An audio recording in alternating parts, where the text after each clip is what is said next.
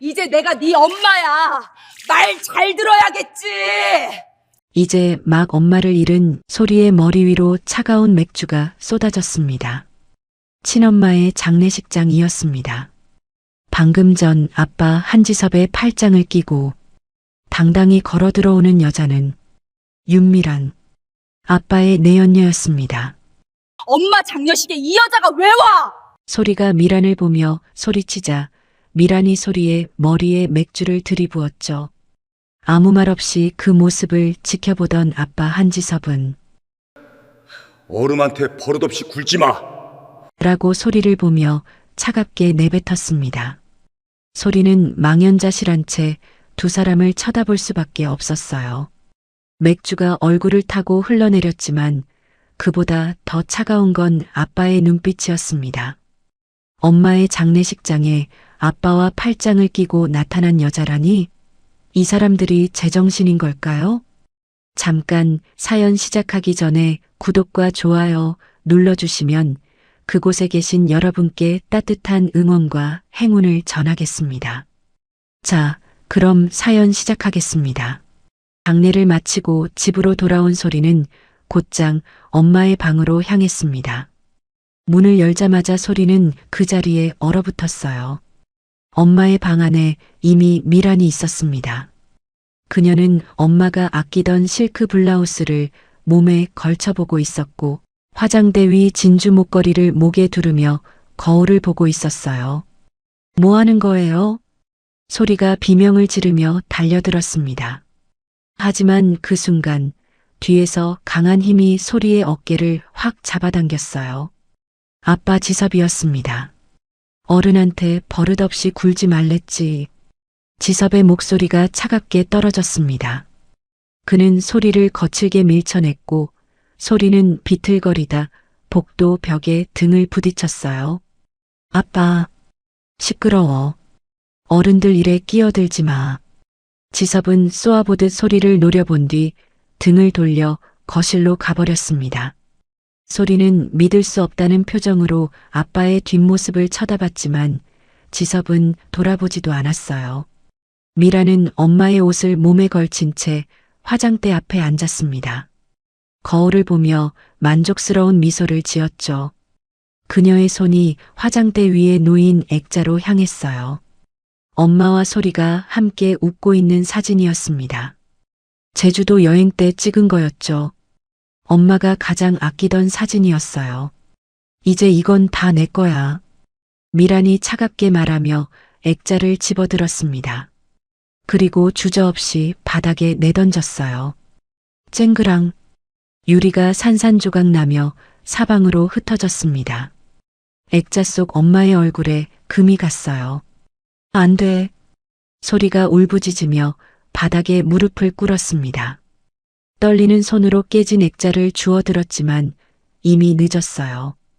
유리 파편이 손바닥에 박혔고 사진은 구겨져 있었습니다. 미라는 그런 소리를 내려다보며 코웃음을 쳤어요. 그리고 옷장에서 엄마의 옷들을 마구 꺼내기 시작했습니다. 캐시미어 코트, 명품 가방, 보석함까지 모든 걸 침대 위에 쌓아 올렸죠. 소리는 깨진 액자를 가슴에 안은 채 그 광경을 지켜볼 수밖에 없었습니다. 눈물이 흘러내렸지만 목소리는 나오지 않았어요. 그날 밤 더 끔찍한 일이 벌어졌습니다. 거실에서 텔레비전 소리가 들렸어요. 소리가 방에서 나와 보니 미란이 거실 벽난로 앞에 서 있었습니다. 그녀의 손에는 커다란 앨범이 들려 있었어요. 엄마와 소리의 추억이 가득 담긴 사진첩이었습니다. 그거 내려놔요. 소리가 다급히 달려갔습니다. 하지만 미라는 이미 앨범을 펼쳐 사진들을 한 장 한 장 뜯어내고 있었어요. 이런 쓸데없는 것들 치우는 중이야. 미란이 사진 한 장을 벽난로 속 활활 타오르는 불길에 던져 넣었습니다. 사진이 노랗게 말리며 타들어갔어요. 엄마의 얼굴이 불길에 휩싸여 재가 됐습니다. 안 돼, 안 돼요. 소리가 비명을 지르며 벽난로로 달려들었습니다. 미란이 또 한 장을 던지려는 순간 소리는 불길 속으로 손을 뻗었어요. 타는 듯한 고통이 손바닥을 휩쓸었습니다. 소리는 비명을 지르며 손을 빼냈지만 이미 손바닥 전체가 새빨갛게 익어버렸습니다. 뭐 하는 거야? 지섭이 거실로 뛰어왔습니다. 소리는 눈물범벅이 된 얼굴로 아빠를 올려다봤어요. 아빠, 엄마 사진을 태워요. 떨리는 목소리로 간신히 말했습니다. 물집이 잡히기 시작한 손을 내밀었죠. 손바닥은 온통 빨갛게 부어올라 있었고 물집이 여기저기 생겨나고 있었어요. 하지만 지섭의 눈에 화상 입은 소리의 손은 보이지 않았습니다. 소란 피우지 말고 방에 들어가. 아빠, 들어가라고 했어. 지섭의 목소리가 거실에 울려 퍼졌습니다. 소리는 믿을 수 없다는 표정으로 아빠를 쳐다봤어요. 하지만 지섭은 이미 고개를 돌려버렸습니다. 소리는 화끈거리는 손을 부여잡은 채 비틀거리며 자기 방으로 돌아갔어요. 문을 닫는 순간 다리에 힘이 풀렸습니다. 그대로 바닥에 주저앉았죠. 손바닥의 통증은 점점 더 심해졌습니다. 물집이 커지면서 손을 움직일 수조차 없었어요. 소리는 이불을 뒤집어 쓴 채 소리 죽여 울었습니다. 엄마를, 잃어버린 모든 것을, 그리고 자신의 처지를 생각하며 밤새도록 울었어요. 새벽녘이 되어서야 소리는 탈진한 채 잠들었습니다. 하지만 그 잠은 길지 않았어요. 일어나. 몇 시간도 채 안 돼 미란이 방문을 박차고 들어왔습니다. 아직 해도 완전히 뜨지 않은 이른 아침이었어요. 일어나서 아침 차려. 가정부가 해놓은 반찬 있으니까 상 차리고 설거지까지 다 하고 학교 가. 소리는 멍한 눈으로 미란을 쳐다봤습니다. 손은 여전히 화끈거렸고 물집은 더 커져 있었어요. 손이 아파서. 엄살 부리지 말고 빨리 안 일어나? 미란이 차갑게 내뱉었습니다. 소리는 떨리는 몸을 일으켜 부엌으로 향했어요. 냉장고 안에는 가정부가 만들어둔 반찬들이 있었습니다. 소리는 화끈거리는 손으로 하나하나 꺼내 상을 차렸어요. 젓가락을 잡을 때마다 손바닥의 물집이 터질 것 같았습니다. 눈물이 주르륵 흘러내렸지만 꾹 참았어요. 밥을 차리고 국을 데우고 반찬을 예쁘게 담았습니다. 지섭과 미란이 식탁에 앉아 밥을 먹는 동안 소리는 싱크대 앞에 서서 설거지를 했어요. 찬물에 손을 담글 때마다 화상 입은 부위가 욱신거렸습니다. 그릇을 잡은 손이 떨렸고 물집에서 진물이 새어나왔어요. 하지만 소리는 이를 악물고 설거지를 마쳤습니다. 다 했으면 학교 가. 미란의 차가운 목소리가 등 뒤에서 들렸습니다. 소리는 물기도 제대로 닦지 못한 손을 주먹 쥔 채 현관으로 향했어요. 교복을 입고 가방을 매는 것조차 고통스러웠습니다. 하지만 아무도 신경 쓰지 않았죠. 집을 나서는 소리의 뒷모습은 처참했습니다. 화상 입은 손을 가방 끈에 감춘 채 고개를 숙이고 걸어갔어요. 17살 소녀에게 지옥 같은 나날이 시작된 겁니다. 학교에 도착한 소리는 교실 구석 자리에 앉아 고개를 숙였습니다. 담임 선생님이 출석을 부르다가 소리의 모습을 발견했어요. 창백한 얼굴, 축 처진 어깨, 그리고 책상 위에 올려놓은 손. 선생님의 눈이 그 손에 멈췄습니다. 소리야, 손 좀 보자. 선생님이 다가왔어요. 소리는 손을 감추려 했지만 선생님이 이미 손목을 잡았습니다. 이게 뭐니? 어떻게 된 거야? 손바닥 전체에 물집이 가득했어요. 몇몇은 터져서 진물이 흘러나오고 있었습니다. 선생님의 얼굴이 굳었어요. 병원에 갔어? 소리는 고개를 저었습니다.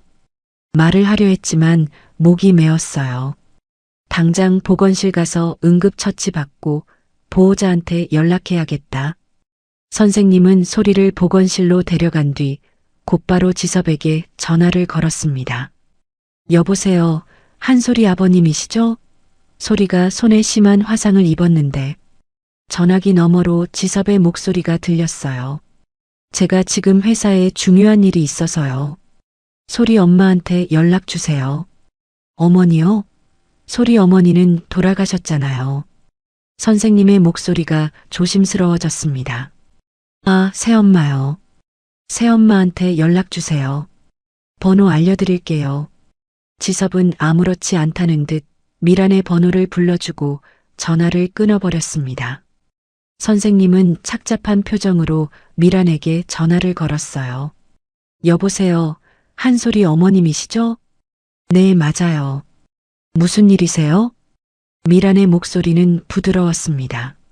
소리가 손에 화상을 입어서요. 병원에 가봐야 할 것 같은데. 어머, 정말요? 아침에 못 봐서 몰랐네요. 제가 지금 바로 갈게요. 미란의 목소리에는 걱정이 가득했어요. 선생님은 안도하며 전화를 끊었습니다. 30분 후 미란이 학교에 도착했어요. 보건실 문을 열고 들어온 그녀의 얼굴에는 근심이 가득했습니다. 소리야, 괜찮아? 미란이 소리에게 다가가 손을 잡았어요. 소리는 움찔했지만 미란은 아랑곳하지 않고 상처를 살폈습니다. 선생님, 정말 죄송해요. 아침에 애가 학교 가는 걸 못 봐서 몰랐어요. 제가 지금 바로 병원에 데려갈게요. 네, 빨리 치료받는 게 좋을 것 같아요. 선생님이 고개를 끄덕였습니다. 미라는 완벽한 보호자였어요. 자애로운 미소, 걱정스러운 눈빛, 부드러운 말투. 선생님은 안심한 표정이었습니다. 그럼 소리 잘 부탁드려요. 물론이죠. 걱정 마세요. 미란이 소리의 손을 잡고 보건실을 나섰어요. 복도를, 현관을, 주차장을 지나는 내내 미라는 자애로운 어머니였습니다. 하지만 차 문이 닫히는 순간 모든 게 변했어요. 거지같이 굴지 말고 처신 똑바로 해. 미란의 목소리가 얼음장처럼 차가워졌습니다. 소리는 조수석에 움츠러들었어요. 학교에서 눈에 띄게 다니면 어쩌자는 거야? 귀찮게. 차가 출발했습니다.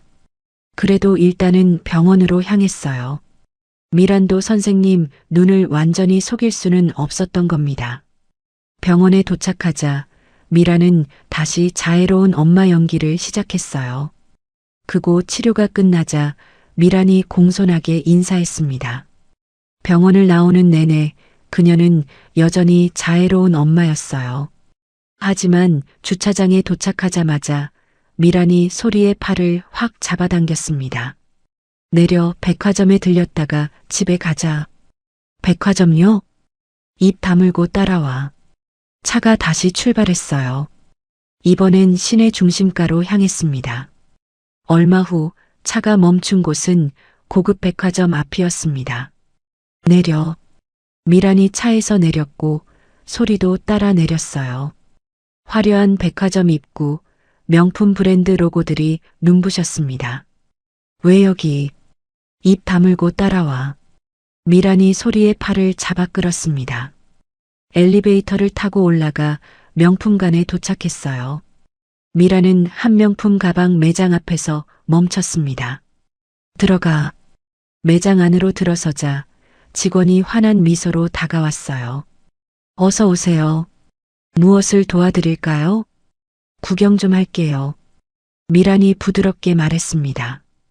그녀는 진열된 지갑들을 하나하나 살펴보기 시작했어요. 소리는 그 옆에 멍하니 서 있었습니다. 이거 예쁘네. 한번 봐도 될까요? 미란이 직원에게 물었어요. 직원이 고급 가죽 지갑을 꺼내 보여줬습니다. 이 제품은 최신 시즌 한정판이에요. 300만 원입니다. 와, 정말 예쁘네요. 미란이 지갑을 이리저리 살펴봤어요. 그러다 슬쩍 소리를 쳐다봤습니다. 소리야, 내 가방 좀 내려놔봐. 무거워 보인다. 소리는 어리둥절한 표정으로 가방을 어깨에서 내려 옆 의자에 올려놓았어요. 지퍼가 반쯤 열려 있었습니다. 미라는 계속 지갑들을 구경했어요. 직원이 다른 제품을 보여주러 잠깐 자리를 비운 사이 미란의 손이 번개처럼 움직였습니다. 300만 원짜리 지갑이 소리의 가방 안으로 쑥 들어갔어요. 소리는 그 순간을 보지 못했습니다. 거즈로 감긴 손을 바라보며 고개를 숙이고 있었거든요. 저희 좀 더 둘러볼게요. 미란이 직원에게 말하고 소리를 데리고 매장을 나섰습니다. 소리는 가방을 메고 따라 나왔어요. 그들이 에스컬레이터를 타고 내려가려는 순간이었어요. 잠깐만요. 뒤에서 목소리가 들렸습니다. 아까 그 매장 직원과 경비원이 달려오고 있었어요. 저희 매장에서 물건이 없어졌습니다. CCTV 확인할 때까지만 같이 계셔주시면 됩니다. 직원의 얼굴은 단호했습니다. 소리는 무슨 일인지 몰라 어리둥절한 표정이었어요. 네, 무슨 300만 원짜리 지갑이 없어졌거든요. 경비원이 말했습니다.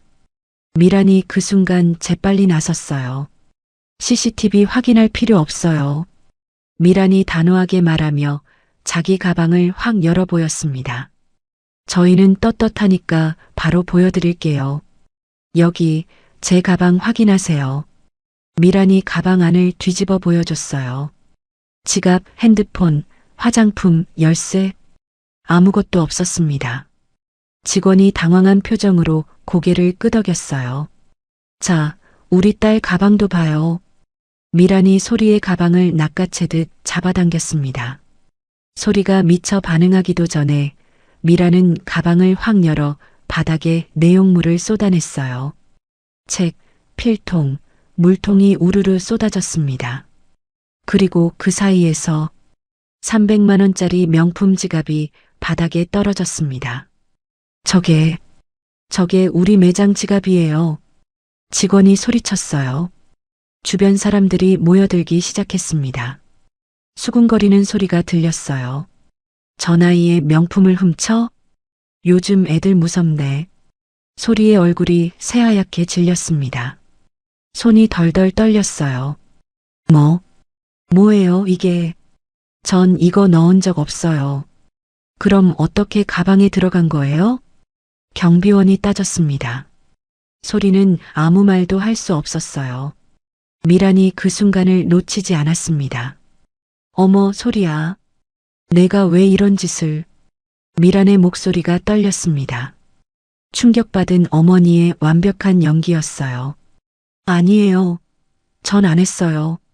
소리가 울먹이며 소리쳤지만 아무도 믿지 않았습니다. 미란이 직원에게 고개를 숙였어요. 정말 죄송해요. 제가 지갑 결제할게요. 제발 이번 한 번만 봐주세요. 하지만 애 친엄마가 얼마 전에 돌아가셔서 충격을 받은 것 같아요. 제발 용서해 주세요. 제가 다시는 이런 일 없도록 잘 타이를게요. 미란의 눈에 눈물까지 맺혔습니다. 직원은 난처한 표정이었지만 결국 고개를 끄덕였어요. 그럼 이번만 넘어가겠습니다. 대신 지갑값은 꼭 결제해 주세요. 물론이죠. 감사합니다. 정말 감사합니다. 미란이 카드를 꺼내 300만 원을 결제했습니다. 주변 사람들은 수군거리며 흩어졌고 소리는 그 자리에 선 채 울고 있었어요. 집으로 돌아오는 차 안은 무거운 침묵으로 가득했습니다. 집에 도착하자 지섭이 거실에 있었어요. 미란이 재빨리 지섭에게 다가갔습니다. 여보, 큰일 났어요. 무슨 일이야? 소리가 백화점에서 물건을 훔쳤어요. 미란의 목소리가 떨렸습니다. 지섭의 얼굴이 굳었어요. 뭐라고? 소리 기분 전환 시켜주려고 백화점에 데려갔는데 300만 원짜리 지갑을 훔치다 걸렸어요. 제가 그 자리에서 결제하고 겨우 무마시켰죠. 엄마 잃고 충격받아서 그런 것 같다고 사정사정해서. 미란이 눈물을 글썽이며 말했습니다. 지섭이 소리를 쏘아봤어요. 한소리, 이리 와. 소리가 떨리는 다리로 거실로 들어갔습니다. 내가 정말 물건을 훔쳤어? 아니에요. 아빠, 전 정말 안 했어요. 그럼 내 가방에 어떻게 들어간 거야? 모르겠어요. 전 정말 몰라요. 소리가 울먹이며 대답했습니다. 하지만 지섭은 믿지 않았어요. 집안 망신도 유분수지. 어떻게 도둑질을 해? 아빠, 제 말 좀 들어봐요. 전 진짜. 닥쳐. 방에 들어가. 지섭의 고함이 집안에 울려 퍼졌습니다. 소리는 고개를 떨군 채 방으로 들어갔어요. 미란이 지섭의 어깨에 손을 올렸습니다. 여보, 너무 화내지 마세요. 애가 충격을 받아서 그런 거예요. 제가 잘 타일러 볼게요. 고마워, 미란아. 당신이 아니었으면 어쩔 뻔했어. 지섭이 미란의 손을 꼭 잡았습니다. 미란은 만족스러운 미소를 지었어요. 소리는 방 안에서 이불을 뒤집어 쓴 채 울고 있었습니다. 아무도 믿어주지 않았어요. 아빠도 그 누구도. 아빠와 소리 사이에는 돌이킬 수 없는 깊은 골이 생겨버렸습니다. 미란의 계획은 완벽하게 성공한 겁니다. 백화점 사건 이후 소리는 집에서 유령처럼 지냈습니다. 학교에서 돌아오면 곧장 방으로 들어가 문을 닫았어요. 밥을 먹으러 나올 때도 고개를 들지 못했습니다. 지섭은 소리를 볼 때마다 실망한 표정으로 고개를 돌렸어요. 미라는 그런 소리를 지켜보며 계산을 했습니다. 이 애가 성인이 되면 재산을 요구할 거야. 절대 그럴 순 없어. 미란의 머릿속에는 이미 계획이 짜여 있었어요. 소리를 이 집에서, 이 나라에서 완전히 지워버릴 계획이었습니다. 며칠 후 미란이 움직이기 시작했어요. 그날 오후 미란은 외출했습니다. 번화가 뒷골목의 허름한 가게로 들어갔어요. 거기서 미란은 돈봉투를 건네며 무언가를 속삭였습니다. 가게 주인이 고개를 끄덕이며 비닐봉지를 내밀었죠. 미란은 양성 반응이 나온 임신 테스트기를 받아 조심스럽게 가방에 넣었습니다. 돈만 주면 무엇이든 구할 수 있는 세상이었어요. 집으로 돌아온 미라는 소리가 학교에 간 사이 소리의 방으로 들어갔습니다. 쓰레기통 안에 테스트기를 몰래 넣어뒀어요. 그날 저녁 지섭이 퇴근하고 집에 돌아왔습니다. 여보, 잠깐 이리 와봐요. 미란이 침실로 지섭을 불렀어요. 그녀의 손에는 비닐봉지에 든 임신 테스트기가 들려 있었습니다. 이게 뭐야? 소리방 청소하러 갔다가 발견했어요. 미란이 떨리는 목소리로 말했습니다. 지섭이 테스트기를 받아들었어요. 두 줄이 선명하게 나와 있었습니다. 임신, 테스트기, 지섭의 얼굴이 굳어졌습니다. 네. 소리방 쓰레기통에서 나왔어요. 저도 믿을 수가 없어서. 미란이 눈물을 글썽였어요. 지섭의 손이 떨리기 시작했습니다. 저 애가 감히. 지섭의 목소리가 커졌어요. 미란이 재빨리 그의 팔을 잡았습니다. 여보, 진정해요. 일단 소리한테 물어봐야죠. 당장 불러. 지섭이 고함을 질렀습니다. 미란이 소리의 방문을 두드렸어요. 소리야, 나와봐. 소리가 방에서 나왔습니다. 숙제를 하던 중이었는지 연필을 들고 있었어요. 왜요? 이게 뭐냐? 지섭이 임신 테스트기를 소리 앞에 내밀었습니다. 소리는 그게 뭔지도 몰라 멍하니 쳐다봤어요. 뭐예요, 이게? 내 방에서 나왔어. 임신 테스트기야. 임신? 전 그런 거 산 적도 없는데요. 소리가 당황해서 말했습니다. 하지만 지섭은 믿지 않았어요. 거짓말하지 마. 내 방 쓰레기통에서 나왔다고. 정말 몰라요. 전 그런 거 본 적도 없어요. 소리가 울먹이며 소리쳤습니다. 지섭의 얼굴이 불그락푸르락했어요. 도둑질에 이제 임신까지. 너 대체 얼마나 더 집안 망신을 시킬 거야. 아빠, 진짜 아니에요. 전 남자친구도 없어요. 입 닥쳐. 이 집에서 당장 나가. 지섭의 고함에 소리가 주저앉았습니다. 눈물이 주르륵 흘러내렸어요. 미란이 그 순간을 놓치지 않았습니다. 여보, 진정해요. 이렇게 소리 질러봤자 해결될 일이 아니에요. 미란이 지섭의 어깨를 토닥였어요. 지섭이 거친 숨을 몰아쉬며 소파에 주저앉았습니다. 애가 이럴 줄은 몰랐어. 여보, 진정하세요. 미란이 부드럽게 말했습니다. 이런 일은 여자인 제가 알아서 해결할게요. 뒤탈없이요. 뭘 어떻게 한다는 거야? 지섭이 떨리는 목소리로 물었어요. 제가 정말 임신인지 확인해보고 만약 임신이면 병원 데려가서 조용히 처리할게요. 기록에도 안 남게요. 그리고 미란이 잠시 말을 멈췄다가 조심스럽게 이어갔습니다. 소리를 잠시 이곳에서 떨어뜨려 놓는 게 좋을 것 같아요. 이 상태로 여기 있으면 또 무슨 사고를 칠지 몰라요. 어디로 보낸다는 거야? 유학이요. 외딴 곳으로요. 사고 치지 못할 조용한 곳으로 보내는 게 어떨까요? 어차피 애가 없으면 집안도 조용하고. 미란의 목소리는 차분했지만 눈빛은 차가웠어요. 지섭이 잠시 생각하더니 고개를 끄덕였습니다. 그래, 그게 낫겠어. 여기 있으면 또 무슨 말썽을 부릴지 모르니까. 제가 다 알아서 처리할게요. 회사 일도 바쁜데 신경 쓰지 마세요. 고마워, 미란아. 당신이 아니었으면 어쩔 뻔했어. 지섭이 미란의 손을 꼭 잡았습니다. 미란은 만족스러운 미소를 지었어요. 소리야, 방 들어가. 미란이 차갑게 말했습니다. 소리는 고개를 떨군 채 비틀거리며 방으로 돌아갔어요. 그날 밤 소리는 이불 속에서 떨고 있었습니다. 대체 왜 이러는 거지? 난 아무것도 안 했는데. 임신 테스트기가 자기 방에서 나왔다는 게 믿기지 않았어요. 자기가 넣은 것도 아닌데 어떻게 거기 있을 수 있을까요?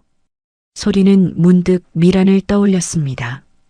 백화점에서 지갑이 가방에 들어간 것처럼. 이것도 미란의 짓일까요? 하지만 증거가 없었어요. 아무도 믿어주지 않을 게 뻔했습니다. 일주일 후, 그동안 아빠의 얼굴도 보지 못한 소리에게 미란이 말했습니다. 이제 내 짐 싸. 너 유학 간다. 네. 잔말 말고 준비해. 사흘 후 출발이야. 정가기 싫어요. 내 의견 따위 아무도 안 물어봤어. 어른들이 정한 거야. 미란의 목소리는 얼음장처럼 차가웠습니다. 소리는 더 이상 아무 말도 할 수 없었어요. 그리고 그날 저녁 미란은 지섭에게 보고했습니다. 다 처리했어요. 깨끗하게요. 기록도 안 남았고요. 고생했어, 미란아. 지섭이 안도하며 말했어요. 소리에 대한 걱정은 전혀 없었습니다. 오직 집안 망신이 안 났다는 것만 중요했죠. 유학은 언제 보내? 사흘 후요. 제가 다 알아보고 처리했어요. 잘했어. 고마워. 사흘은 눈 깜짝할 새 지나갔습니다. 출발 당일 아침 소리는 작은 캐리어 하나에 옷까지 몇 벌만 챙겼어요. 엄마 사진 한 장을 조심스럽게 가방 안주머니에 넣었습니다. 거실로 나가자 미란만 서 있었어요. 지섭은 출근했는지 보이지 않았습니다. 아빠는? 바쁘시대. 인사 필요 없어. 빨리 나가. 미란이 차가운 목소리로 말했습니다. 소리는 고개를 떨군 채 현관으로 향했어요. 아빠는 나한테 작별 인사조차 안 하는구나. 가슴이 미어졌지만 소리는 꾹 참았습니다. 차에 오르자 미란이 운전대를 잡았어요. 공항으로 가는 길은 침묵으로 가득했습니다. 공항에 도착하자 미란이 소리에게 항공권과 여권을 내밀었어요. 여기 내가 발붙일 곳은 없으니까 착각하지 마.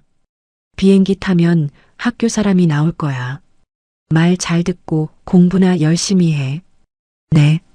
소리가 작은 목소리로 대답했습니다. 미라는 더 이상 할 말이 없다는 듯 차로 돌아갔어요. 소리는 공항 로비에 홀로 남겨졌습니다.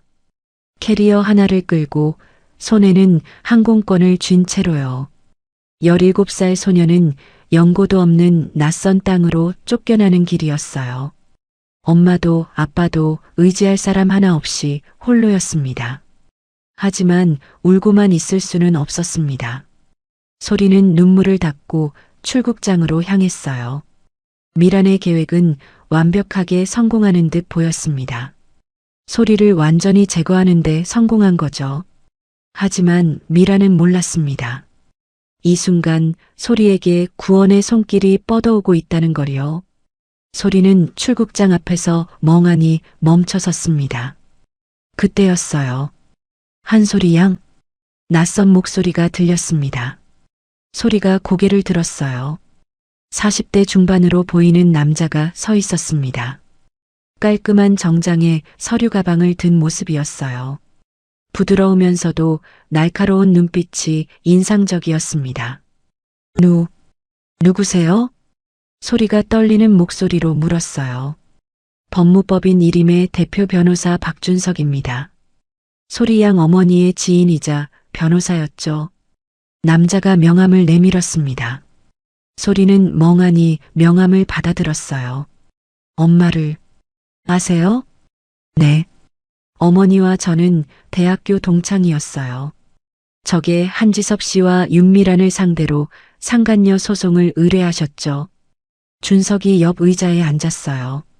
소리는 여전히 경계하는 표정이었습니다. 어머니께서는 모든 걸 알고 계셨습니다. 한지섭 씨의 외도도 윤미란이라는 여자도요. 증거도 다 모아놨었고요. 소리의 손이 떨렸어요. 엄마가 알고 있었다니. 소송을 시작했습니다. 하지만 준석의 목소리가 낮아졌어요. 어머니께서 갑작스럽게 돌아가시는 바람에 소송이 자연취하됐습니다. 원고가 사망하면 소송이 중단되거든요. 그럼 아무것도 할 수 없는 건가요? 소리의 목소리가 떨렸습니다. 준석이 고개를 저었어요. 아닙니다. 어머니는 소리 양을 지킬 다른 방법을 준비하셨어요. 다른 방법이요? 재산입니다. 준석이 서류 가방에서 서류 뭉치를 꺼냈어요. 어머니께서 결혼 전에 할머니로부터 물려받으신 재산이 있었습니다. 강남의 빌딩 한 채와 판교의 토지죠. 소리는 숨을 죽이고 들었어요. 그 재산을 돌아가시기 직전에 소리 양 명의로 증여하셨습니다. 증여세도 다 처리하셨고요. 제 명의로요? 네. 한지섭 씨가 전혀 모르게 진행하셨어요. 준석이 서류를 넘겼습니다. 거기엔 소리의 이름이 적혀 있었어요. 하지만 어머니는 한 가지를 더 걱정하셨습니다. 소리 양이 성인이 되기 전까지 한지섭 씨가 친권자 자격으로 이 재산에 손을 댈까 봐요. 소리의 가슴이 두근거렸습니다. 그래서 신탁계약을 설정하셨어요. 재산관리인은 저 한준석으로 지정하셨습니다. 그게 무슨 뜻이에요? 소리 양이 성인이 될 때까지 그 재산은 제가 관리합니다. 한지섭 씨가 아무리 친권자라 해도 제 동의 없이는 담보 설정도 대출도 매각도 불가능해요. 준석의 목소리는 차분했지만 단호했습니다. 완벽하게 보호해 두신 겁니다. 어머니께서요. 소리의 눈에서 눈물이 주르륵 흘러내렸어요. 엄마가 그렇게까지. 어머니는 소리 양을 끝까지 지키고 싶어 하셨어요. 준석이 손수건을 건넸습니다.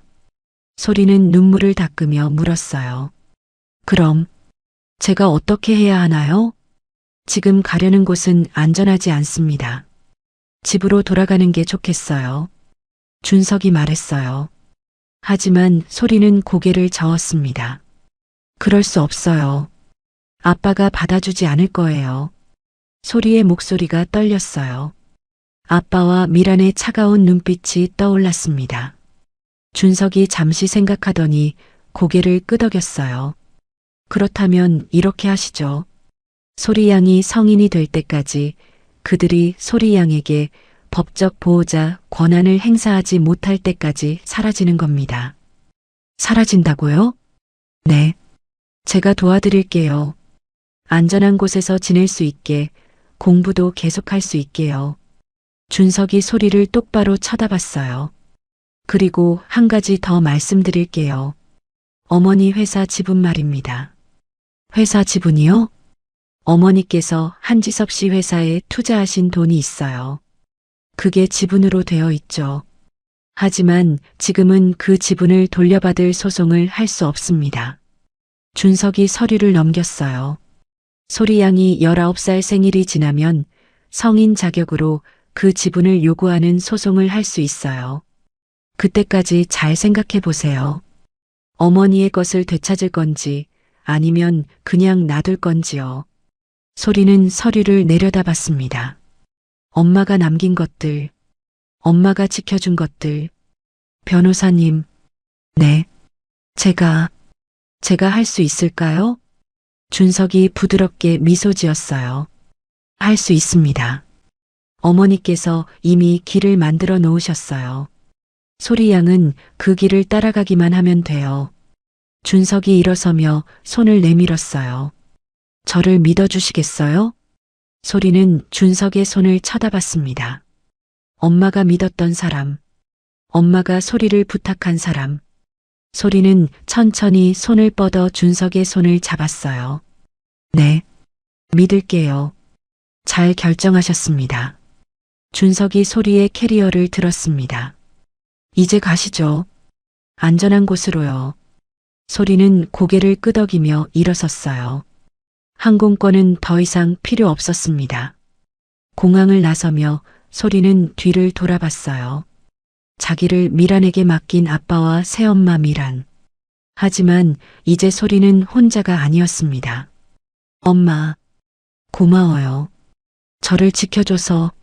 소리는 가방 속 엄마 사진을 꼭 껴안았어요. 그리고 준석을 따라 걸었습니다. 준석의 차에 오르자 차가 출발했어요. 소리는 창밖을 바라봤습니다. 미라는 소리를 제거했다고 생각할 거예요. 지섭도 골칫거리가 사라졌다고 안도할 겁니다. 하지만 그들은 몰랐어요. 소리가 사라진 게 아니라 날개를 펼칠 준비를 하고 있다는 거요. 엄마가 남긴 사랑과 준비 덕분에 소리에게는 반격할 힘이 생긴 겁니다. 19살 생일. 그날이 오면 모든 게 바뀔 거예요. 그때까지 소리는 기다릴 겁니다. 그리고 준비할 겁니다. 당당하게 돌아가서 엄마의 것을, 자기의 것을 되찾을 그날을요. 소리가 사라진 지 일주일이 지났습니다. 지섭의 서재에는 서류들이 산더미처럼 쌓여 있었어요. 회사 경영난을 타개할 방법을 찾고 있었지만 쉽지 않았습니다. 여보, 이것 좀 봐요. 미란이 서재로 들어왔어요. 손에는 등기부등본이 들려 있었습니다. 뭔데? 소리 앞으로 된 재산이에요. 강남 빌딩하고 판교 토지. 미란이 서류를 내밀었습니다. 지섭이 서류를 받아들고 눈을 크게 떴어요. 이게 대체 뭐야? 제 친구가 법무사인데 부탁해서 알아봤어요. 소리 친엄마가 죽기 직전에 다 소리 명의로 증여해 놨더라고요. 지섭의 얼굴이 붉어졌습니다. 그 여자가 감히. 재산 규모가 어마어마해요. 빌딩 시세만 해도 200억은 넘을 거예요. 미란의 목소리에 탐욕이 묻어났어요. 지섭이 이를 갈았습니다. 그래도 괜찮아. 내가 친권자잖아. 지섭이 비웃듯 말했어요. 소리가 미성년자인 이상 내 동의 없이는 아무것도 못해. 내가 마음대로 대출받아서 회사 빚 갚으면 돼. 그렇죠. 어차피 우리 거나 마찬가지예요. 미란이 만족스러운 미소를 지었습니다. 두 사람은 곧바로 은행으로 향했어요.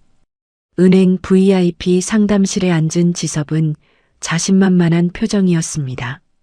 강남에 있는 이 빌딩을 담보로 100억 대출받고 싶습니다. 지섭이 등기부등본을 내밀었어요.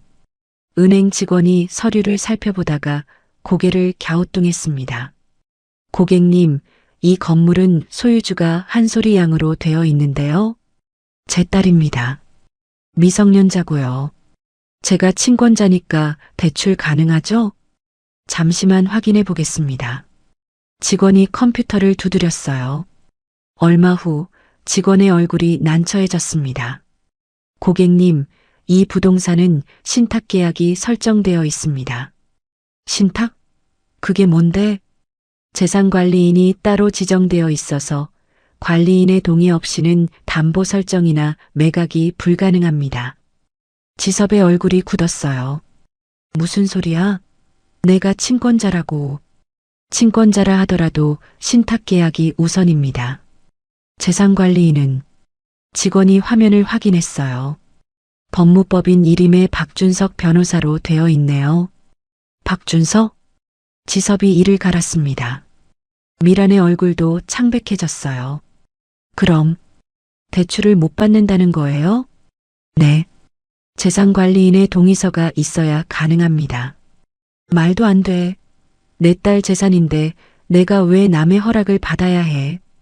지섭이 소리쳤습니다. 주변 사람들이 쳐다봤어요. 직원이 난처한 표정으로 말했습니다. 법적으로 그렇게 되어 있습니다. 아니면 소유주이신 따님을 직접 데려오시면 본인 명의로 대출 신청이 가능합니다. 물론 미성년자라 법정 대리인 동의가 필요하지만요. 지섭이 미란을 쳐다봤어요. 미란의 얼굴이 하얗게 질렸습니다. 소리를 데려와야 한다고요? 네. 소유주 본인이 와야죠. 두 사람은 말없이 은행을 나왔습니다. 차에 오르자마자 지섭이 폭발했어요. 그 박준석이란 놈이 이런 짓을 해놨어. 여보, 진정해요. 진정하라고? 200억짜리 재산이 코앞에 있는데 손도 못 대잖아. 지섭이 핸들을 쾅쾅 쳤습니다. 미란이 조심스럽게 말했어요. 소리를 찾아야 할 것 같아요. 당연하지. 당장 연락해. 유학 보낸 데가 어딘데?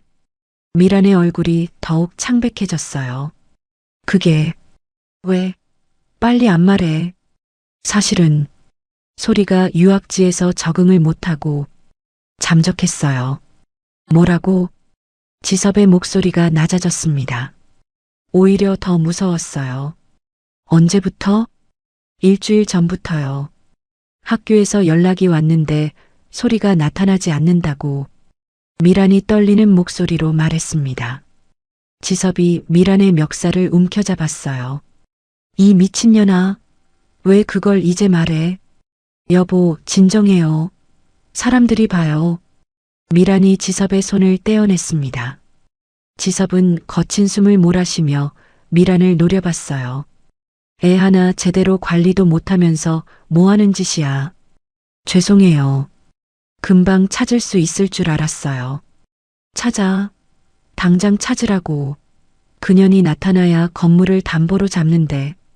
지섭의 목소리에는 딸에 대한 걱정은 전혀 없었습니다. 오직 재산만이 중요했어요. 알았어요. 제가 수소문해 볼게요. 미란이 고개를 숙였습니다.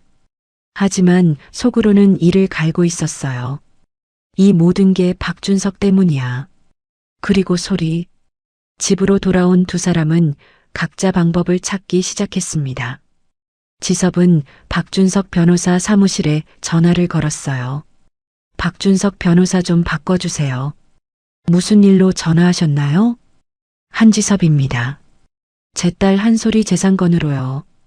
잠시 후 준석이 전화를 받았습니다. 박준석입니다. 박 변호사, 당신이 무슨 권한으로 내 딸 재산에 손을 댔어? 지섭이 소리쳤어요. 하지만 준석의 목소리는 차분했습니다. 한지섭 씨, 저는 소리양 어머니의 의뢰로 재산관리인이 된 겁니다. 합법적인 절차였어요. 합법? 내가 친권자야. 당장 그 신탁 계약 취소해. 불가능합니다. 소리양 어머니께서 생전에 법적으로 완벽하게 처리해 두셨거든요. 법원 허가까지 받았습니다. 이 자식이 그럼 소리라도 연락 안 되냐? 어디 있는지 알잖아. 저는 재산관리인일 뿐입니다. 소리양의 거주지나 행방은 제 소관이 아닙니다. 준석의 목소리는 여전히 차분했어요. 소리양이 성인이 될 때까지 재산은 제가 관리합니다. 이의가 있으시면 법적으로 대응하세요. 이 새끼가. 그리고 한 가지만 더 말씀드리죠. 함부로 협박하시면 그것도 법적 대응하겠습니다. 준석이 전화를 끊어버렸습니다. 지섭은 핸드폰을 집어던졌어요. 이 미친 새끼가. 한편 미란도 수소문을 시작했어요. 유학 보내려던 학교에 전화했지만 소리는 애초에 등록조차 하지 않았습니다. 대체 어디로 간 거야? 미란은 불안해지기 시작했어요. 그날 밤 두 사람은 거실에 마주 앉았습니다. 못 찾았어요. 유학 가는 비행기도 안 탔대요. 미란이 지친 목소리로 말했어요. 뭐, 그럼 어디 간 거야? 지섭이 소리쳤습니다. 모르겠어요. 공항에서 사라진 것 같아요. 이 미친년이 애 하나 제대로 보내지도 못하고. 제가 어떻게 알아요? 비행기 표 주고 공항에 데려다 줬는데. 두 사람은 서로를 원망했어요. 이대로는 안 돼. 회사가 무너진다고. 경찰에 신고할까요? 가출 신고. 안 돼. 그럼 집안 망신이야. 도둑질에 임신해. 그런 애가 가출했다고 소문나면 끝이야. 지섭이 단호하게 말했습니다. 미란도 고개를 끄덕였어요. 그들은 몰랐습니다. 소리가 이미 준비를 시작했다는 걸요. 준석의 도움으로 검정고시를 준비하고 새로운 삶을 계획하고 있다는 걸요. 지섭과 미라는 스스로 발등을 찍은 겁니다. 소리를 쫓아냈지만 그 소리가 없으면 재산에 손댈 수조차 없었어요. 아이러니했습니다. 소리를 제거하려 했던 계획이 오히려 그들 자신을 올가매는 올가미가 되어버린 거죠. 그들의 탐욕이 만든 결과였습니다. 1년 반이 흘렀습니다. 박준석이 마련해준 조용한 아파트에서 소리는 새로운 삶을 살고 있었어요. 소리양, 오늘 모의고사 결과 나왔어요. 가정교사 선생님이 결과지를 내밀었습니다. 소리는 긴장한 표정으로 받아들었어요. 와, 전 과목 만점이네요. 선생님이 환하게 웃었습니다. 소리도 믿을 수 없다는 표정으로 결과지를 내려다봤어요. 정말 제가 이렇게 할 수 있을 줄 몰랐어요. 소리 양이 열심히 했으니까요. 검정고시는 문제 없을 거예요. 소리는 밤낮 없이 공부했습니다. 엄마가 남겨준 기회를 놓치고 싶지 않았어요. 화상 입은 손으로 연필을 잡고 교과서를 넘기며 꿈을 향해 나아갔습니다. 그로부터 한 달 후 소리는 검정고시를 치렀습니다. 결과는 전 과목 합격이었어요. 박준석이 축하 케이크를 들고 찾아왔습니다. 축하합니다, 소리양. 이제 고등학교 졸업 학력을 인정받았어요. 변호사님, 감사해요. 변호사님 아니었으면 전 아무것도 못했을 거예요. 소리의 눈에 눈물이 맺혔어요. 준석이 부드럽게 미소 지었습니다. 아닙니다. 소리 양이 해낸 거예요. 그리고 이제 다음 단계로 갈 시간이죠. 다음 단계요? 대학교입니다. 어디 가고 싶으세요? 소리는 잠시 생각하다가 말했어요. 미국으로 가고 싶어요. 멀리. 아빠랑 그 사람이 절대 찾을 수 없는 곳으로요. 그리고 최고의 대학에서 공부하고 싶어요. 좋은 생각이에요. 제가 추천서 써드릴게요. 준석의 도움으로 소리는 여러 대학에 지원했습니다. SAT 점수도 우수했고 에세이도 훌륭했어요. 엄마를 잃고 학대를 당하고 그 속에서도 포기하지 않았던 이야기가 진솔하게 담겨 있었습니다. 몇 달 후 두꺼운 봉투가 도착했습니다. 소리는 떨리는 손으로 봉투를 열었어요. 첫 줄을 읽는 순간 눈물이 터져 나왔습니다. 하버드 대학교 합격이에요. 소리가 소리쳤어요. 손에 든 합격 통지서가 떨렸습니다. 준석이 박수를 쳤습니다. 축하합니다. 정말 자랑스럽습니다. 소리는 가방에서 엄마 사진을 꺼냈어요. 사진 속 엄마는 여전히 환하게 웃고 있었습니다. 엄마, 저 해냈어요. 제가 하버드에 합격했어요. 엄마가 바라던 대로 제가 멋진 사람이 되고 있어요. 눈물이 주르륵 흘러내렸습니다. 하지만 이번에는 슬픈 눈물이 아니었어요. 기쁨과 감사의 눈물이었습니다. 곧 19살 생일이네요. 준석이 말했어요. 소리가 고개를 끄덕였습니다. 네.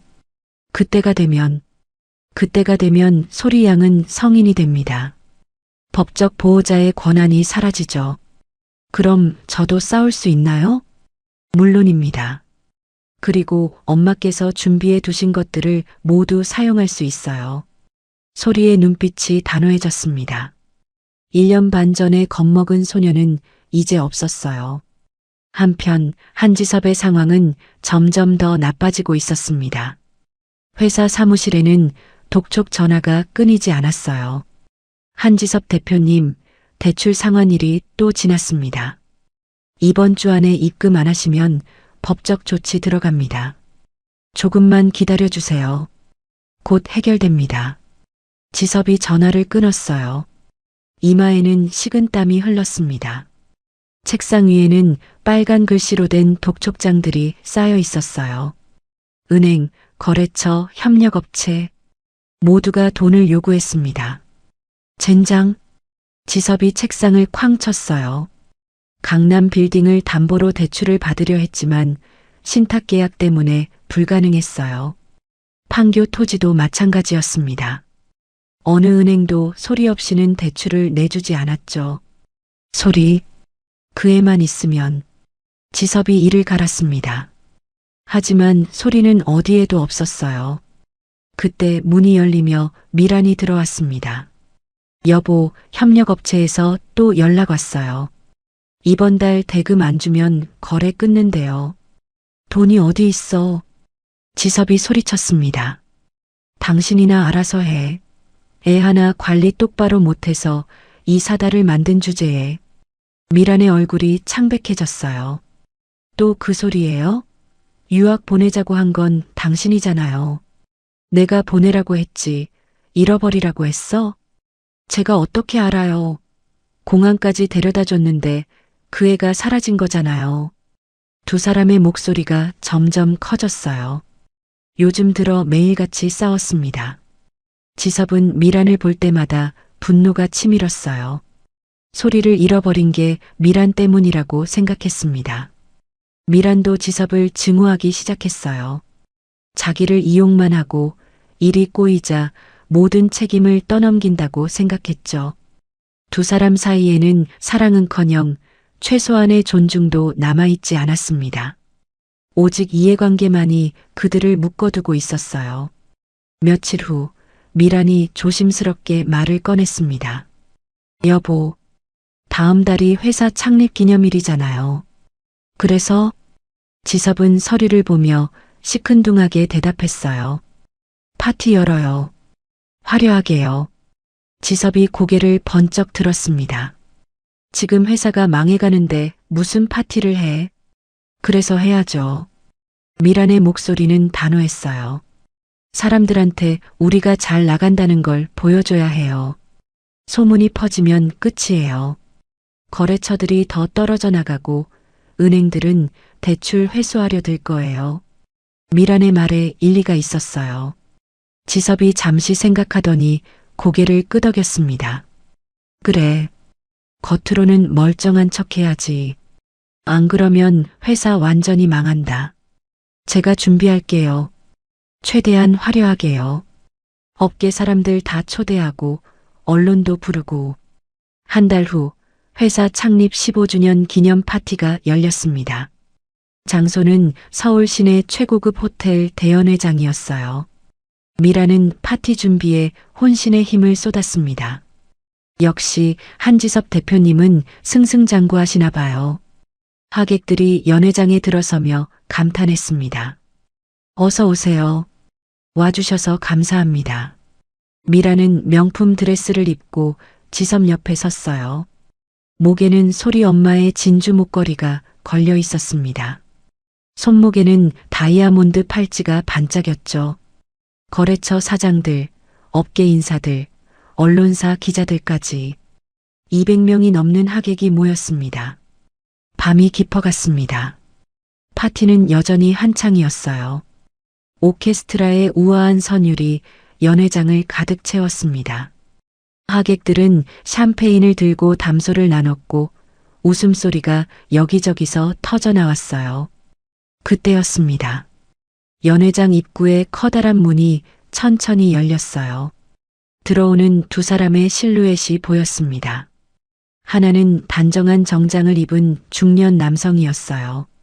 서류 가방을 든 모습이 변호사처럼 보였습니다. 그리고 그 옆에는 검은색 원피스를 입은 젊은 여성이 서 있었어요. 긴 머리를 단정하게 올려 묶었고 화장은 절제되어 있었지만 눈빛만큼은 강렬했습니다. 여성의 손에는 서류 봉투가 들려 있었어요. 두 사람이 천천히 연회장 안으로 걸어 들어왔습니다. 웅성거림이 시작됐어요. 저 사람들 누구야? 초대받은 손님인가? 얼굴이 낯선데. 하객들이 수군거리기 시작했습니다. 미란이 입구 쪽을 쳐다봤어요. 그리고 그 순간 얼굴이 새하얗게 질렸습니다. 저게. 옆에 있던 지섭도 입구를 향해 고개를 돌렸어요. 젊은 여성과 눈이 마주쳤습니다. 지섭의 얼굴에서 핏기가 싹 가셨어요. 소리? 믿을 수 없다는 표정이었습니다. 1년 반 만에 나타난 소리는 완전히 달라져 있었어요. 더 이상 겁먹은 소녀가 아니었습니다. 당당한 걸음걸이, 흔들리지 않는 눈빛, 그리고 입가에 머금은 차분한 미소. 소리는 천천히 파티장 중앙을 향해 걸어왔습니다. 옆에 있던 박준석 변호사도 침착하게 그녀를 따랐어요. 음악이 멎었습니다. 오케스트라 지휘자가 당황한 표정으로 손을 내렸어요. 연회장이 조용해졌습니다. 모든 사람의 시선이 소리에게 쏠렸어요. 미란의 손이 떨렸습니다. 들고 있던 샴페인 잔이 바닥에 떨어져 산산조각 났어요. 쨍그랑 날카로운 소리가 고요한 연회장에 울려 퍼졌습니다. 소리는 멈추지 않고 계속 걸어왔어요. 단상을 향해서요. 지섭과 미란을 향해서요. 복수의 시간이 시작되고 있었습니다. 하객들은 숨을 죽인 채 이 낯선 여성을 지켜봤어요. 연회장은 고요했습니다. 지섭이 마른 침을 삼켰어요. 소리, 내가 어떻게... 소리는 대답하지 않았습니다. 그저 단상 앞까지 걸어왔을 뿐이에요. 미란이 황급히 소리에게 다가가려 했어요. 하지만 소리가 손을 들어 막았습니다. 가까이 오지 마세요. 차갑고 또렷한 목소리였어요. 미란이 그 자리에 얼어붙었습니다. 박준석이 한 걸음 앞으로 나섰습니다. 안녕하십니까, 여러분. 저는 법무법인 일임의 박준석 변호사입니다. 준석이 연회장을 둘러보며 차분하게 말했어요. 오늘 이 자리에 소리 양과 함께 온 이유는 여러분께 진실을 알려드리기 위해서입니다. 무슨 소리야? 당장 나가. 지섭이 소리쳤습니다. 하지만 준석은 흔들리지 않았어요. 준석이 손짓을 했어요. 연회장 스태프가 노트북을 들고 무대로 올라갔습니다. 뭐 하는 짓이야? 당장 멈춰. 지섭이 달려들려 했지만 경비원들이 그를 막아섰어요. 준석이 미리 준비해 둔 사람들이었습니다. 대형 스크린에 불이 켜졌어요.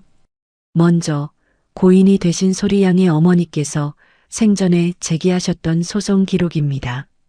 스크린에 법원 소장이 나타났습니다. 접수 날짜가 선명하게 보였어요. 어머니가 돌아가시기 한 달 전이었습니다. 소리 양의 어머니께서는 윤미란 씨를 상대로 상간녀 소송을 제기하셨습니다. 하객들이 웅성거리기 시작했어요. 하지만 고인의 사망으로 자연치하되었죠. 결혼 전부터 세상에 불륜녀였어. 지섭의 얼굴이 새하얗게 질렸어요.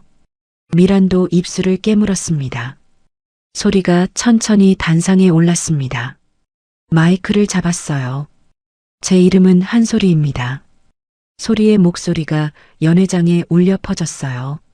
제 엄마는 결혼 전부터 배신당하고 계셨던 거죠. 소리가 미란을 똑바로 쳐다봤습니다. 그런데 엄마가 돌아가시자마자 윤미란, 당신은 제게 무슨 짓을 했나요? 미란이 입술을 떨었어요.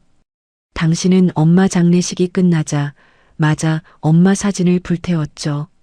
엄마 방에 있던 보석과 옷을 모조리 차지했고요. 소리의 목소리는 떨리지 않았습니다. 그것도 모자라서 백화점에서 저를 도둑으로 몰았어요. 당신이 직접 지갑을 제 가방에 넣고 저를 절도범으로 만들었죠. 하객들이 숨을 죽였어요. 심지어 소리가 잠시 숨을 고르고 이어 말했습니다. 당신은 아빠에게 제가 임신했다고 거짓말을 했어요. 임신 테스트기를 조작해서 제 방에 넣고 저를 임신한 문제아로 만들어버렸죠. 그렇게 저를 유학 보낸다는 명목으로 이 집에서 쫓아냈어요. 연회장이 웅성거렸습니다. 미성년자한테 그런 짓을? 말도 안 돼. 미란이 뒤로 물러섰어요. 아니에요. 거짓말이에요. 거짓말이라고요? 박 변호사가 차분하게 끼어들었습니다. 그럼 이건 어떻게 설명하시겠습니까? 스크린에 새로운 화면이 나타났어요. 통화 기록이었습니다. 이것은 윤미란 씨가 소리 양을 공항에 버린 당일 미상의 번호로 전화한 기록입니다. 준석이 재생 버튼을 눌렀어요. 미란의 목소리가 흘러나왔습니다. 그 애를 확실하게 처리해 주세요. 사고사로요. 유학지에서 사고 났다고 하면 아무도 의심 안 할 거예요. 알겠습니다. 착수금 5천만 원 먼저 입금해 주시면 진행하겠습니다. 입금할게요. 확실하게 해주세요. 흔적 남기지 말고요. 연회장이 얼어붙었습니다. 세상에, 살인 의뢰잖아. 연회장이 발칵 뒤집혔어요. 이건 명백한 살인 교사야. 경찰에 신고해야 해. 미란의 다리가 풀렸어요. 그대로 주저앉았습니다. 아니에요. 저는 바로 그 순간 연회장 문이 활짝 열렸습니다. 경찰들이 우르르 들어왔어요. 윤미란 씨, 경찰이 미란에게 다가갔습니다. 살인 교사 혐의로 긴급 체포하겠습니다. 안 돼요. 미란이 소리쳤지만 경찰은 단호했습니다. 수갑이 미란의 손목에 채워졌어요. 찰칵. 차가운 쇠고랑 소리가 연회장에 울려 퍼졌습니다. 소리가 단상에서 내려와 미란에게 다가갔어요. 미란의 목에는 진주 목걸이가 걸려 있었습니다. 엄마의 목걸이였어요. 소리의 손이 목걸이로 향했습니다. 이건 우리 할머니가 엄마에게 물려준 유산이에요. 소리가 목걸이를 확 잡아당겼습니다. 목걸이가 끊어지며 미란의 목에서 떨어졌어요. 이 집안에 당신 건 아무것도 없어요. 하나도요. 소리가 차갑게 말했습니다. 미란의 눈에서 눈물이 주르륵 흘러내렸어요. 소리야, 제발, 잘 가요, 윤미란 씨. 소리는 돌아서 버렸습니다. 경찰이 미란을 끌고 나갔어요. 플래시가 터졌습니다. 기자들이 미란을 향해 카메라를 들이댔죠. 윤미란 씨, 살인 교사가 사실입니까? 미성년자 학대는요? 미란은 고개를 숙인 채 끌려나갔습니다. 연회장에 남은 지섭은 그 자리에 주저앉아 있었어요. 하객들이 하나둘 자리를 떴습니다. 누구도 지섭에게 말을 걸지 않았어요. 한 대표님이랑 거래 끊어야겠어. 우리 회사도 마찬가지야. 저런 사람이었다니 믿을 수가 없네. 수군거리는 소리가 들렸습니다. 소리는 연회장을 천천히 걸어 나갔어요. 손에는 엄마의 목걸이가 들려 있었습니다. 준석이 소리 옆에 섰어요. 잘하셨습니다, 소리 양. 아니에요, 변호사님. 이제 시작이에요. 소리가 연회장 문을 나서며 뒤를 돌아봤습니다.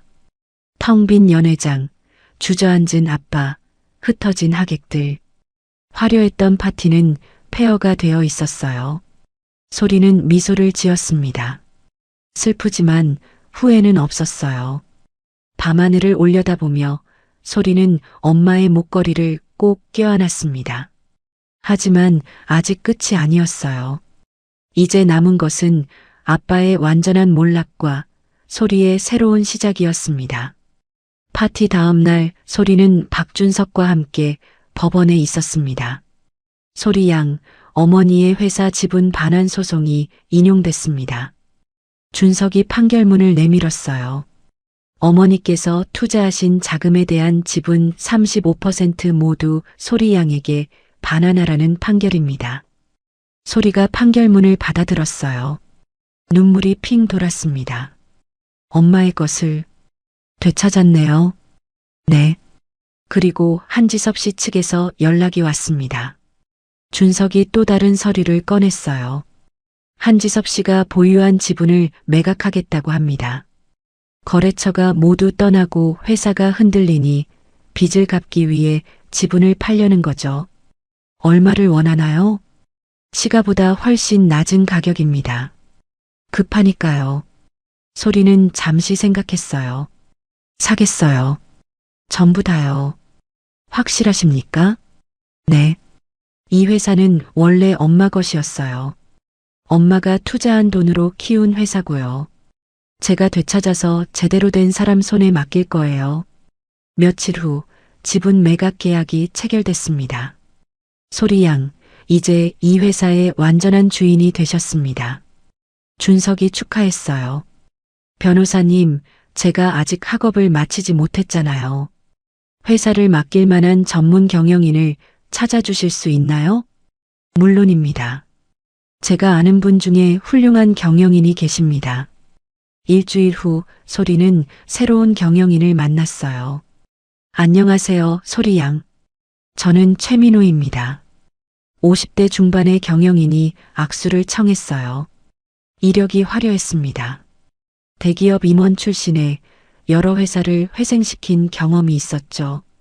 최 대표님, 이 회사 부탁드려요. 저는 학업을 마쳐야 해서. 걱정 마세요. 제가 책임지고 회사를 정상화시키겠습니다. 최민호는 즉시 일에 착수했어요. 거래처를 하나하나 찾아가 사죄하고 신뢰를 회복했습니다. 떠났던 직원들을 재영입하고 새로운 인재도 채용했어요. 부채를 정리하고 사업 구조를 개편했습니다. 그 사이 한지섭은 지분 매각 대금으로 빚을 갚았지만 남은 건 거의 없었어요. 갈 곳도 없던 지섭은 집으로 돌아왔습니다. 현관문을 열고 들어서자 소리가 거실에 서 있었어요. 소리야. 지섭이 떨리는 목소리로 불렀습니다. 뭐하러 오셨어요? 소리의 목소리는 차가봤어요. 여기가 내 집인데. 여기요? 소리가 비웃었습니다. 이 집은 할머니가 엄마에게 물려준 집이에요. 그리고 엄마가 돌아가시기 전에 제 명의로 증여하셨죠. 소리가 서류를 내밀었어요. 등기부등본이었습니다. 이 집 주인은 저예요. 한지섭 씨. 지섭의 얼굴이 새하얗게 질렸어요. 소리야. 제발. 아빠 갈 데가 없어. 갈 데가 없다고요? 소리가 한 걸음 다가갔습니다. 엄마 장례식 때 새엄마한테 예의 있게 굴라고 하셨죠? 저 기억해요. 지섭이 입술을 떨었어요. 이제 아빠가 예의 있게 행동하실 때예요. 소리가 현관문을 활짝 열었습니다. 당장 나가세요. 소리야, 나가라고요. 소리의 목소리가 울려 퍼졌어요. 지섭은 비틀거리며 현관으로 향했습니다. 소리야, 미안해. 정말 미안해. 이제 와서 미안하다는 말 듣고 싶지 않아요. 그냥 가세요. 지섭이 문턱을 넘어섰어요. 소리가 문을 쾅 닫아버렸습니다. 지섭은 현관 앞에 서서 멍하니 닫힌 문을 바라봤어요. 갈 곳이 없었습니다. 결국 지섭은 고시원으로 향했습니다. 좁고 허름한 방. 그곳이 지섭의 새로운 거처가 됐어요. 며칠 후 지섭은 구치소를 찾았습니다. 면회실 유리 너머로 미란이 앉아 있었어요. 초췌한 얼굴이었습니다. 미란아, 지섭이 떨리는 목소리로 말했어요. 뭐하러 왔어요? 미란이 차갑게 물었습니다. 나갈 곳이 없어. 집도 빼앗겼고 회사도 다 팔았어. 돈도 없고. 지섭의 목소리는 애절했어요. 당신 숨겨둔 돈 있잖아. 그거라도. 뭐라고요? 미란의 얼굴이 일그러졌습니다. 당신이 지금 나한테 돈 달라고 하는 거예요? 미란아, 우리 부부잖아. 도와줘. 부부? 미란이 불같이 화를 냈어요. 당신은 나한테 뭘 해줬어요? 모든 게 소리 때문이라고 나한테 화풀이 했잖아요. 애 하나 관리 못한다고 매일 욕했잖아요. 미란아, 우리는 끝이에요. 미란이 소리쳤습니다. 이혼해요. 당장 이혼. 미란아, 진정해. 진정하라고요? 난 여기 갇혀 있고 당신은 밖에서 멀쩡하게 돌아다니잖아요. 나 혼자 다 뒤집어 쓰고. 미란의 눈에서 눈물이 흘러내렸어요. 네가 내 딸을 죽이려고 해서 지금 여기 있는 건데 내 탓을 해? 지섭이 말했어요. 당신이랑 만난 게 내 인생 최악의 실수였어요. 이혼해요. 이혼. 미란이 일어서서 면회실을 나가버렸습니다. 뒤도 돌아보지 않았어요. 지섭은 그 자리에 멍하니 앉아 있었습니다. 모든 게 끝났어요. 회사도 집도 아내도 아무것도 남지 않았습니다. 지섭은 고시원으로 돌아와 좁은 방 바닥에 주저앉았어요. 내가 뭘 잘못한 거지. 하지만 대답은 없었습니다. 몇 달이 흘렀어요. 회사는 최민호의 경영 아래 완전히 안정을 되찾았습니다. 매출도 늘고 직원들의 사기도 올랐어요. 소리는 하버드 입학 준비를 마쳤습니다. 출국 전날 소리는 엄마 산소를 찾았어요. 엄마, 저 이제 떠나요. 소리가 묘비 앞에 무릎을 꿇었습니다. 엄마가 지켜주신 덕분에 제가 여기까지 왔어요. 회사도 되찾았고 집도 되찾았어요. 바람이 불어왔어요. 마치 엄마가 대답하는 것 같았습니다. 미국 가서 열심히 공부할게요. 그리고 훌륭한 사람이 될게요. 엄마가 자랑스러워할 만한 사람으로요. 소리가 엄마 사진에 입을 맞췄어요. 사랑해요, 엄마. 정말 사랑해요. 다음 날 공항이었습니다. 박준석이 배웅을 나왔어요. 소리양 미국에서 좋은 시간 보내세요. 변호사님 정말 감사했어요.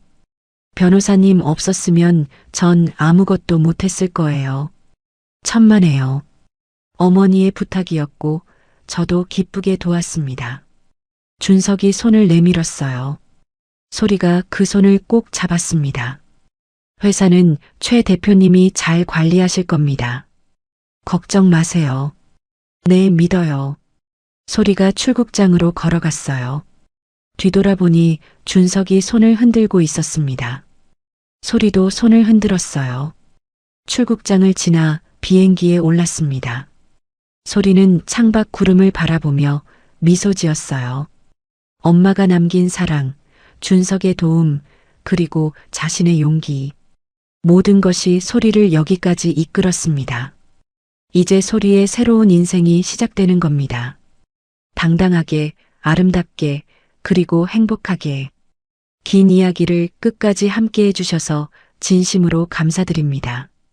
구독과 좋아요로 응원해주신 모든 분들께 다시 한번 감사드리며 여러분 모두의 인생에 행복과 행운이 가득하기를 진심으로 기원합니다. 그럼 다음 이야기로 또 찾아뵙겠습니다. 감사합니다.